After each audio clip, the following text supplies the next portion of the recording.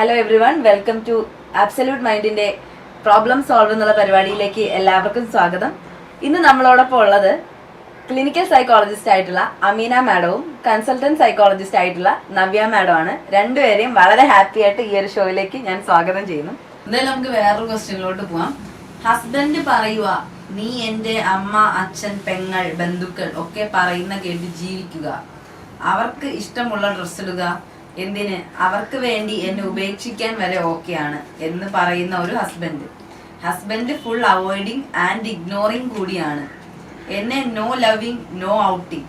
He always likes his space and he feels irritated talking to me and spending time with me. അപ്പൊ അയാളതിന് husband തന്നെ പറയാൻ പറ്റുമോന്ന് എനിക്കറിയില്ല. എന്താ വെച്ചാൽ ഹസ്ബൻഡിന്റെ റോൾസിൽ ചെയ്യേണ്ട സാധനങ്ങളൊന്നും ഇയാൾ ചെയ്യുന്നില്ലല്ലോ. ഒരാൾക്ക് ഒരു ക്വാളിറ്റി ഓഫ് ടൈം കൊടുക്കുക, ആളുടെ ഒരു ഇൻഡിവിജ്വാലിറ്റീനെ റെസ്പെക്ട് ചെയ്യുക, അതൊന്നും ഈ റിലേഷൻഷിപ്പിൽ കാണാൻ പറ്റുന്നില്ല.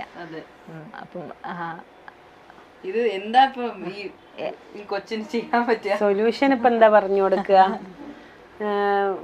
ഒരു നല്ല സൈക്കോളജിസ്റ്റിനെ കണ്ട് എന്താണ് പ്രശ്നം നോക്കി, ഇത് നമ്മളിപ്പം പറയില്ലേ, there is always an exit way. അതാണ് നമ്മള് ഒരു ട്രോമയിലാണ് നമ്മുടെ ബന്ധം പോകുന്നതെങ്കിൽ അതിൽ നമുക്കൊരു ഗുണവും ഇല്ല. നമ്മുടെ ലൈഫിന് ഇത് എപ്പോഴും സാഡ്നെസ് ആണ് തരുന്നതെങ്കിൽ, അതൊരു ട്രോമാറ്റിക് ലൈഫിലൂടെയാണ് നിങ്ങൾ പോകുന്നതെങ്കിൽ, നിങ്ങൾ എപ്പോഴും അത് നിങ്ങൾക്ക് വിടാൻ പറ്റും എന്ന് നിങ്ങൾ മനസ്സിലാക്കുക. അപ്പോൾ ഒരു സാധനം, ഒരു വലിയൊരു മല തള്ളിക്കൊണ്ടിരിക്കുക, ഇങ്ങനെ തള്ളിക്കൊണ്ടേയിരിക്കുക. നമ്മൾ തള്ളി തള്ളി തള്ളി തള്ളി തള്ളി തള്ളി ഇങ്ങനെ നിൽക്കുകയായിരിക്കും 10-20 വർഷം.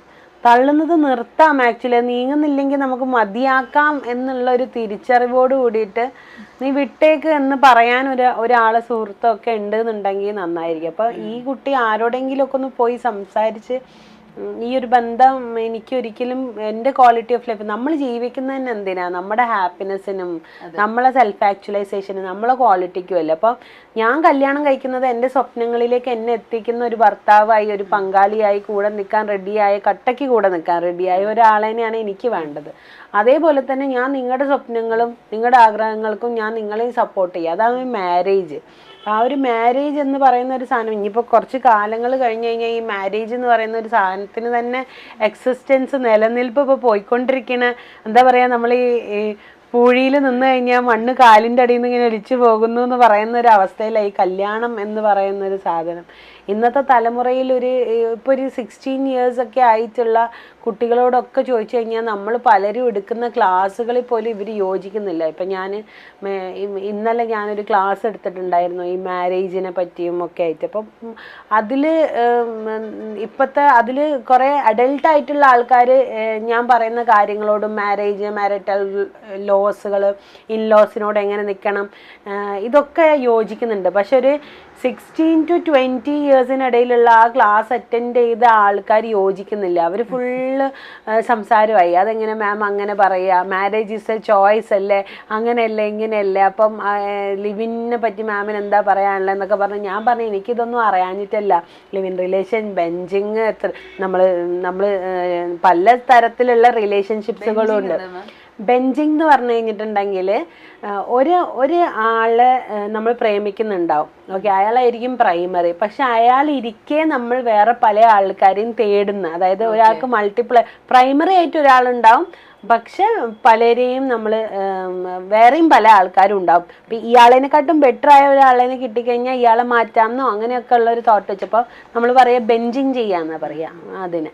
അങ്ങനെയൊക്കെ കുറേ കോൺസെപ്റ്റുകളുണ്ട്. അപ്പോൾ ഞാൻ പറഞ്ഞു അതൊന്നും അറിയാഞ്ഞിട്ടല്ല. പക്ഷെ ബേസിക്കലി മാരേജ് എന്ന് പറഞ്ഞ് കണ്ടുപിടിച്ചിട്ടുള്ള ഒരു ട്രഡീഷണൽ സയൻസിൻ്റെ റൂൾസ് എങ്ങനെയാണ്, നിങ്ങൾ മാരേജ് ആണ് ചെയ്യുന്നതെങ്കിൽ നിങ്ങൾ, പിന്നെ ഒരു കുട്ടി ചോദിച്ചൊരു ചോദ്യമാണ് ഹസ്ബൻഡിനെ ഫ്രണ്ടായിട്ട് കണ്ടുകൂടാന്ന് മാം പറഞ്ഞത് എങ്ങനെയാണ്. അപ്പം ഞാൻ പറഞ്ഞ ഹസ്ബൻഡ് എന്ന് പറയുന്നത് വേറൊരു റോള്, ഫ്രണ്ട് എന്ന് പറയുന്ന വേറൊരു റോള്. ഒരു സ്ഥലത്ത് ഒരു ഡോയൽ റിലേഷൻഷിപ്പ് വർക്കാവില്ല. ഇപ്പോൾ ഒരു ടീച്ചറും അമ്മയും, അതായത് സ്വന്തം മക്കളെ ഒരേ സ്കൂളിൽ തന്നെ കൊണ്ടാക്കുന്നത് പണ്ടൊക്കെ ഭയങ്കര ട്രെൻഡിങ് ആയ ഒരു സാധനമായിരുന്നു. പക്ഷെ ഇന്ന് ആരും അത് ചെയ്യുന്നില്ല. എന്താ വെച്ചാൽ കുട്ടിക്ക് കൺഫ്യൂഷനാണ്, ഇതിൻ്റെ അമ്മയാണോ ടീച്ചറാണോ. അപ്പോൾ കുട്ടികൾക്ക് ചില കള്ളത്തരങ്ങളൊക്കെ കുട്ടികൾ വീട്ടിൽ വന്നാൽ ചെയ്യും, ഹോംവർക്കിനും സാധനത്തിനൊക്കെ. അപ്പോൾ ടീച്ചറായ അമ്മ വീട്ടിലുണ്ടാകുമ്പം ഇതൊന്നും ചെയ്യാൻ പറ്റില്ല, അല്ലെങ്കിൽ അമ്മ കള്ളത്തരം ചെയ്തു കൊടുക്കൂല.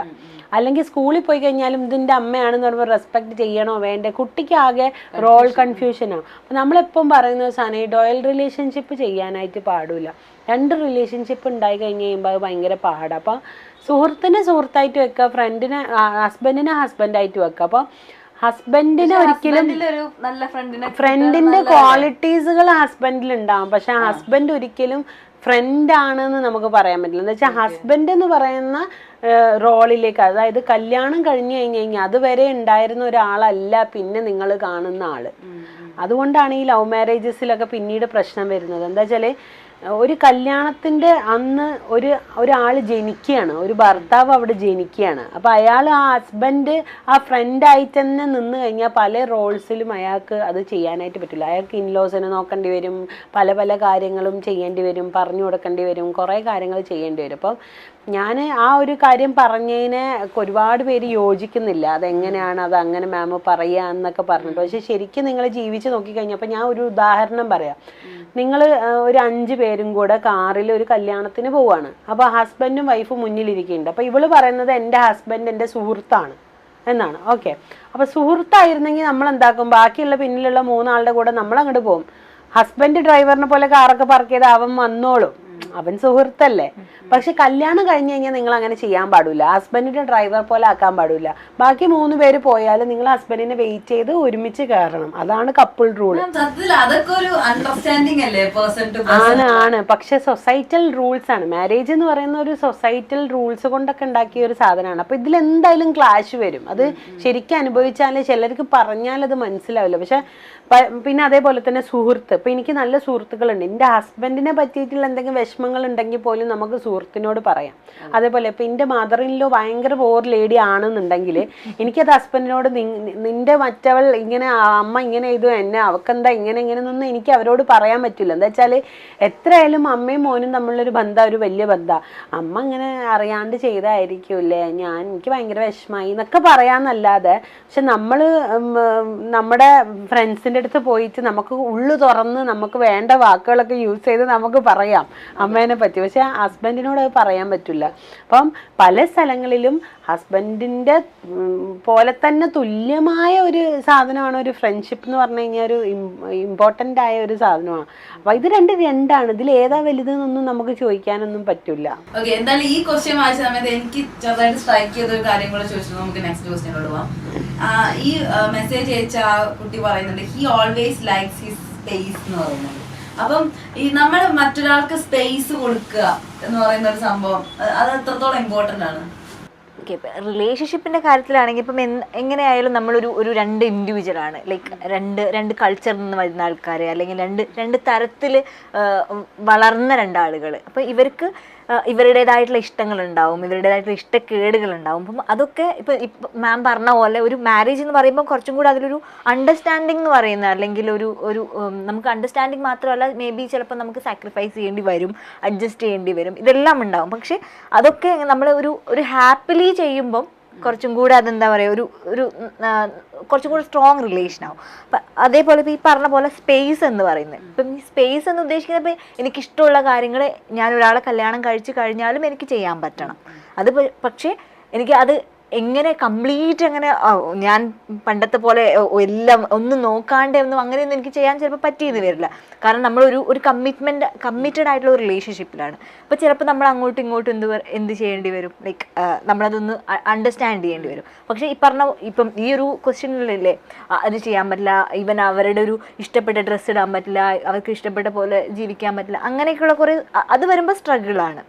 പക്ഷേ ഈ പറഞ്ഞ പോലെ നമുക്ക് അങ്ങോട്ടും ഇങ്ങോട്ടും 2 പാർട്ട്നേഴ്സിൻ്റെയും ഇടയിൽ ഒരു തരത്തിലുള്ള ഒരു അണ്ടർസ്റ്റാൻഡിങ് ഒക്കെ ഉണ്ടെങ്കിൽ നമുക്ക് ഈ സ്പേസും കൂടെ, നമ്മുടേതായിട്ടുള്ള സ്പേസും കൂടെ ക്രിയേറ്റ് ചെയ്യാൻ പറ്റും. അത് അവരെയും കൂടെ കൂട്ടിപ്പിടിച്ച് ഒരുമിച്ച് ജീവിക്കാന്ന് പറയുന്ന ഒരു പ്രോമിസ് ആണല്ലോ മാരേജ് എന്ന് പറഞ്ഞു കഴിഞ്ഞാല്. അപ്പം നമുക്കും എല്ലാം ഒരുമിച്ച് ചെയ്യാം എന്നുള്ളൊരു സാധനം, ഒരുമിച്ച് കരയാം, ഒരുമിച്ച് ചിരിക്കാം. ആ ഒരുമിച്ച് ചെയ്തില്ലെങ്കിൽ എന്താവും എന്നറിയോ, ഒരു 5-10 കൊല്ലം കഴിയുമ്പോൾ അയാൾ വേറെ വേവ് ലെങ്ത്തിലേക്കും ഇവള് വേറെ വേവ് ലെങ്ത്തിലേക്കും പോകുമ്പോൾ ഇപ്പോഴത്തെ പിള്ളേർ പറയില്ലേ വേവ് ലെങ്ത്ത് സെറ്റ് ആവുന്നില്ല, ആ ഒരു ഫ്രീക്വൻസി അങ്ങോട്ട് മാറും. കുറച്ച് കാലം കഴിഞ്ഞ് കഴിയുമ്പോൾ അയാളുടെ കൂടെ നിൽക്കുമ്പോൾ ഒരു മടുപ്പ് വരും.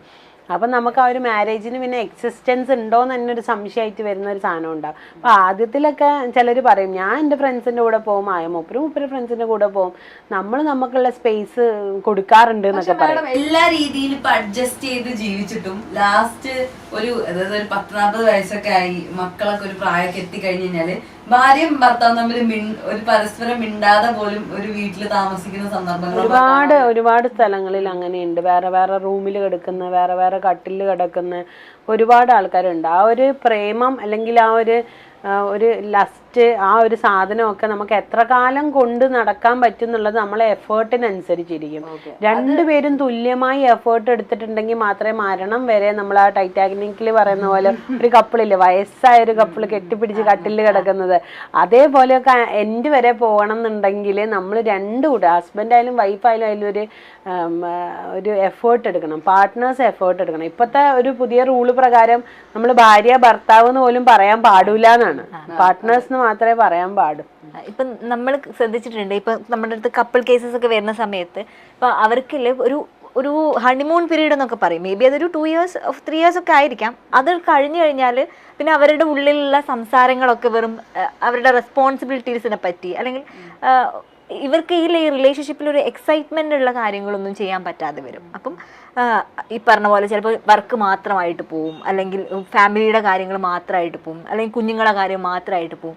പക്ഷെ ഇവർക്ക് രണ്ടുപേർക്കും, അതായത് ഈ പാർട്ട്നേഴ്സിന്റെ ഇടയിലുള്ള ഒരു ബോണ്ട് ഉണ്ടല്ലോ, അതിങ്ങനെ പതുക്കെ കുറയാൻ തുടങ്ങും. അപ്പം ആ ഒരു സമയത്തൊക്കെ ഇവർ തമ്മിലുള്ള കോൺഫ്ലിക്റ്റുകൾ വരും. മേ ബി ഈ കോൺഫ്ലിക്റ്റുകളൊക്കെ ഇവർ മുന്നേയും അല്ലെങ്കിൽ ഇവരുടെ ഒരു ഇനീഷ്യൽ സമയത്തും ഉണ്ടായപ്പോഴും ഇവർ ചിലപ്പോൾ സോൾവ് ചെയ്തിട്ടുണ്ടാവും. പക്ഷെ ഈ ഒരു ബോണ്ട് കുറയുമ്പോൾ അതവർക്ക് ടോളറേറ്റ് ചെയ്യാൻ പറ്റാത്ത രീതിയിൽ വരും. അപ്പം നമുക്ക് അഡ്ജസ്റ്റ് ചെയ്യാൻ ഉദ്ദേശിക്കുന്നത് ഓക്കെ എന്തും ഞാൻ എൻ്റെ ഹസ്ബൻഡിന് വേണ്ടി അല്ലെങ്കിൽ എന്തും എൻ്റെ പാർട്ട്ണർക്ക് വേണ്ടി അഡ്ജസ്റ്റ് ചെയ്യാന്നുള്ളതല്ല, പക്ഷെ ഒരു അണ്ടർസ്റ്റാൻഡിങ്ങിൽ അത് ചെയ്യാന്നുള്ളതാണ്.